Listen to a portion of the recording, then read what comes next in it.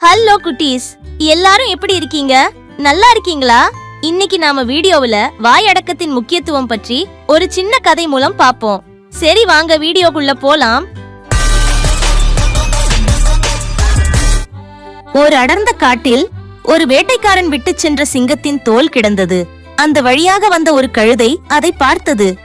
அட, இது என்ன சிங்கத்தோலா என்று அது ஆச்சரியப்பட்டு அதை உடனே அணிந்து கொண்டது. அந்த கழுதை மனதில் நினைத்தது, இப்போ எல்லாரும் என்னை சிங்கம் என்று நினைப்பாங்க. அது ஒரு புதரில் ஒளிந்து கொண்டு அந்த வழியாக வந்த விலங்குகள் மீது திடீரென்று பாய்ந்தது.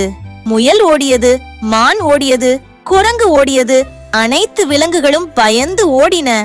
இதை கண்ட கழுதை மிகவும் மகிழ்ச்சியடைந்தது. நானே இந்த காட்டின் சிங்கராஜா என்று நினைத்தது. அதன் மகிழ்ச்சி அதிகமாகி அது தன்னை கட்டுப்படுத்த முடியாமல் ஆ ஆ என்று தனது இயல்பான கழுதை கத்தல் கத்திவிட்டது. அந்த நேரத்தில் ஒரு புத்திசாலி நரி அந்த குரலை கேட்டதும் நின்றது. அது மெதுவாக அருகே வந்து பார்த்தது.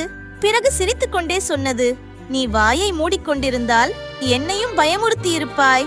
ஆனா அந்த முட்டாள்தனமான கத்தல் உன்னுடைய உண்மையை வெளியே காட்டிட்டுச்சு. கழுதை அவமானத்தில் தலை குனிந்தது.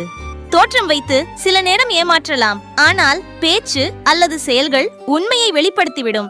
நாம் யார் என்பதை விட நாம் எப்படி நடக்கிறோம் என்பதே முக்கியம். ஓகே குட்டீஸ், வீடியோ பிடிச்சிருந்தா லைக் பண்ணுங்க, ஷேர் பண்ணுங்க, மறக்காம சேனலை சப்ஸ்கிரைப் பண்ணுங்க. பாய்.